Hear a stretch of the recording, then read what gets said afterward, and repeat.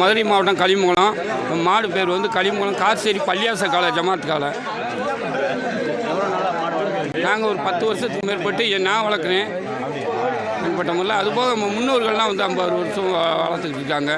ஆமாம், நான் இல்லை நிறையா பேர் வளர்க்குறாங்க.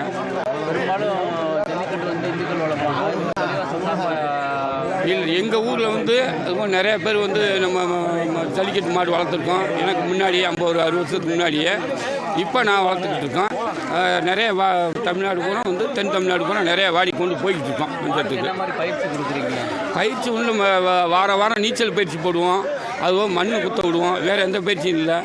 ஏற்கனவே சின்ன கண்டுலேருந்து வளர்க்குறேன். ஒரு மாடு வளர்க்கும் போது சின்ன கண்டுலேருந்து தான் வளர்ப்போம். பெருசாக தனியாக மாடு வாங்கிட்டு வர்றதில்ல, சின்ன கண்டு தான். எல்லா வேலையும் ஒரு சில வாட்டில் தங்க காசு வாங்கியிருக்கு. இதே அலங்காநல்லூரில் தங்க காசு வாங்கியிருக்கு. நம்ம இதில் இப்போ உதயநிதி ஸ்டாலின் வந்து போன வருஷத்துக்கு முந்தின வருஷம் விடும்போது ஸ்டேடியத்தில் அலங்காநல்லூர் ஸ்டேடியத்தில் சைக்கிள் அதிலே 3 வாட்டியில் அவுத்துருக்கோம். மற்ற ஊர்லேருந்து சைக்கிள் டைனிங் டேபிள் இப்படி எல்லா வாட்டிலும் வாங்கியிருக்கோம். மாட்டின் பேர் கீர்த்தி. நாங்கள் ஒரு 15 வருஷமாக அந்த வளானூர் மஞ்சட்டில் வந்து கலந்து கொண்டு இருக்கேன். இந்த மாடு வந்து ஒரு 10 வாடிக்கு மேலே கலந்துருக்குண்ணே.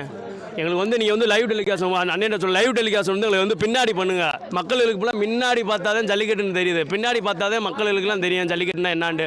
ஒரு அண்ணன் சொல்ல சூப்பராக சொல்லிப்பார் பேட்டியில். உண்மையான வீரர் வந்து மின்னுக்கு பிடிக்கிற வீரன் கிடையாது. ஒரு மாடை வந்து பிடிச்சிட்டு வந்து அவுத்து ரிசல்ட் ஆக்குறேன், அவன் தான் வந்து உண்மையான வீரனே. ஏன்னா எங்களுக்கு வந்து முறைப்படியாக வந்து தள்ளுவாடி ஆகுதுண்ணே, நம்பர் படி வர மாட்டேங்குது.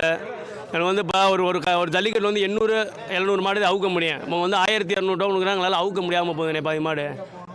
நீங்கள் தான் வளர்க்குறீங்களா, யார் வளர்க்குறா? நாங்கள் தான் வளர்க்குறோம். நான் தான் வளர்க்குறேன். மாடுக்கு உங்களுக்கு எப்படி ட்ரைனிங்லாம் எப்படி கொடுப்பீங்க, என்ன மாதிரி பண்ணுறீங்க? அது ஒரு குழந்த மாதிரி பார்த்துக்கோங்க. சாப்பாடெல்லாம் வைப்போம். என்ன மாதிரி சாப்பாடு? பருத்தி விதை, புண்ணாக்கு, தூசி அதெல்லாம் போடுவோம். நீங்கள் என்ன படிக்க? நீச்சல் போடுவோம். நாங்கள் காலேஜ் 3rd இயர் ஃபைனல். ஒரு மாடு தானே? எத்தனை மாடு வளர்க்குறீங்க? ஒரு மாடு தான்.